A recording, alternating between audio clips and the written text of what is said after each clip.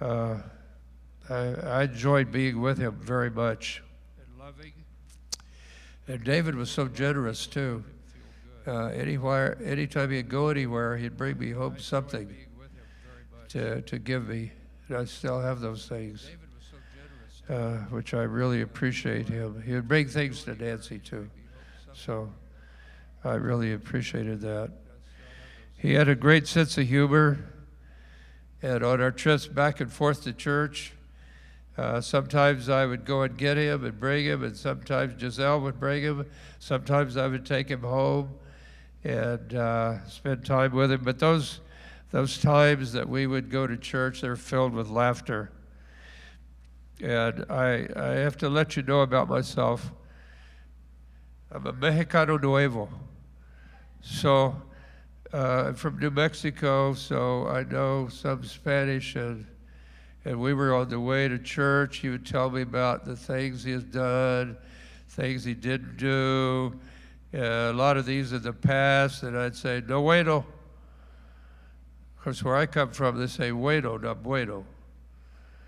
Or if he was talking about something else, I'd say bueno. And we would laugh and talk all the way here to church. Then we get to church, we go into a room over here and study the Bible together until church time. And then we would come in here and sit right over here in that second pew.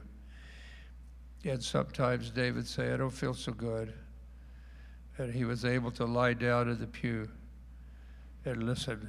So those were such good times. When he was first introduced to me, right back here, about 6 pews up from the back on this side, he was introduced to me for the first time. And he told me he only had a year to live. And that was a tough time. I mean, he felt really pressed, if I want to put it that way. He felt pressed because he didn't have long to live, he felt. But he fought it all the way. Man, he fought it all the way. And he lived about 10 years beyond what they said he would live. So I really admired him for that. But I also attribute a lot of it to Giselle. Because, oh man, the care he got, I hope I get that kind of care whenever I'm that way. Boy, and the food you made him, oh man, oh, they were so good. Well, he was probably a good cook himself too. But there's one thing I want to mention about that. The diet included no sugar. because cancer feeds on sugar. And David would tell me sometimes on the way to church, on the way back, man, if I could just have a piece of candy. My sister, she enforces it. You know, and anyway, it was precious, actually. It was really precious. One of David's great loves was listening to the oldies from the 1960s, which, well, that's when I grew up in the 60s. He wasn't born yet, but he loved that music. And so his favorite song came out in April of 1967 by Frankie Valli. And Giselle would play it to him every night before he would go to sleep. You're just too good to be true. Can't take my eyes off of you. You would be like heaven to touch. I want to hold you so much.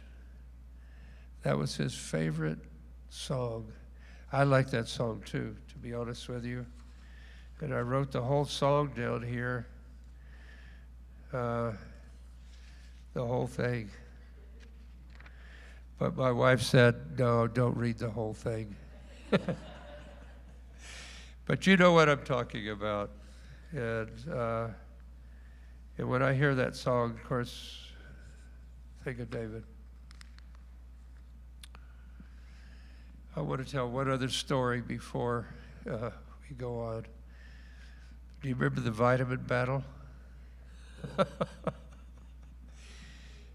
David, well, you know, of course, when you have cancer, you want anything that'll work. And so he ordered all these vitamins and minerals, and man, I mean, it was a big package. And I said, David, no bueno.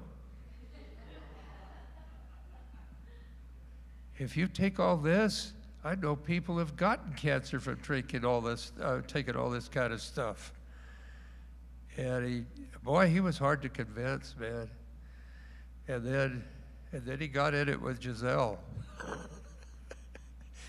And it took Giselle and me, both of us, together, remember that?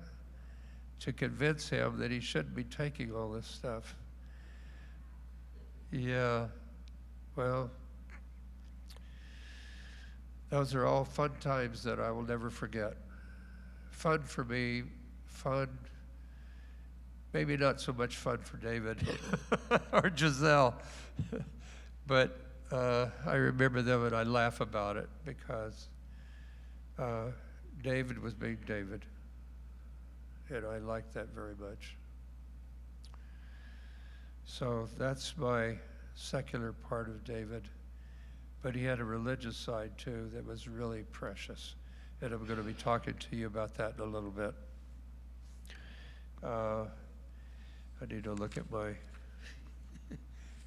okay, I'll leave everything there. Okay. So if you can join me in singing 10,000 Reasons